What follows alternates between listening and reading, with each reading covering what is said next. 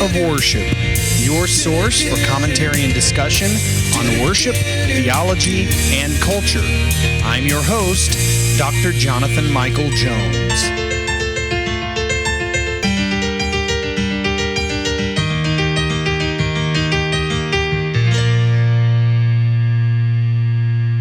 Hello and welcome to the Act of Worship podcast. This is Dr. Jonathan Michael Jones. Thank you for joining me today. We are concluding the Songs of Ascent in the book of Psalms. We are here in Psalm 134, which is incredibly short. My commentary will be short. The setting is short, but it is a call to worship. This is a brief conclusion to the Song of Ascents, and it's composed of a call to worship, which you see in verses 1 and 2, followed by a blessing in verse 3. And so many take the first two verses as an exhortation from the departing worshipers to the priests who tend the temple and the precincts at night. And so in response, the priests bless the congregation. This psalm is a reminder that God's praise is a continual act, not momentary. I am reminded that the fourfold order of worship historically in the church has been the gathering, the word, the table, and the sending. The sending was a very important part of worship in Christian worship and throughout the history of the church. And so the sending, I've heard it said, is what connects corporate worship to personal worship. And many churches don't have what you would call a sending time. It's, let's gather our things and get ready to go. We're done.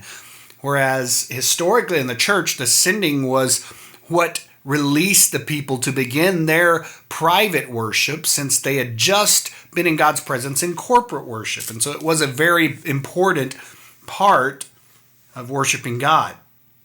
And so this psalm reminds us that worship is continuous. It is not an isolated act.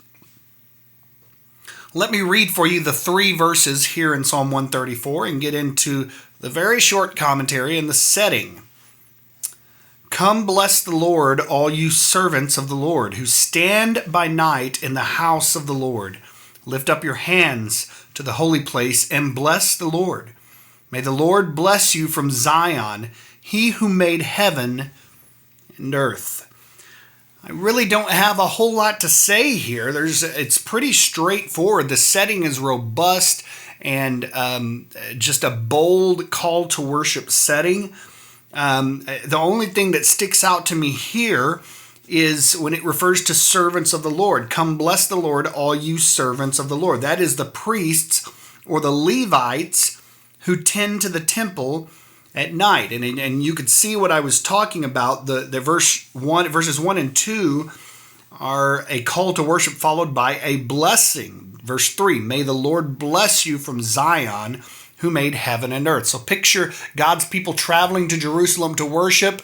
They worship him, and then this song is the last one prior to their departure. May the Lord bless you from Zion, he who made heaven and earth. And the priests there blessing the congregation. May the Lord bless you. Similar to the Aaronic benediction. May the Lord bless you and keep you. The Lord make his face shine upon you and be gracious unto you forevermore.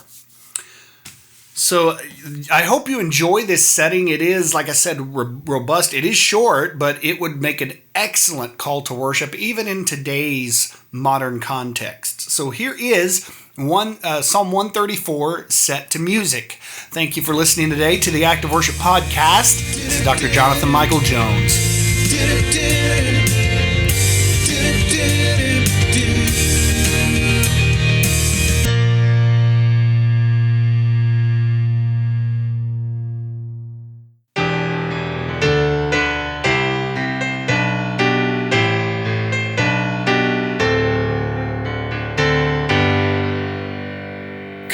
Bless the Lord.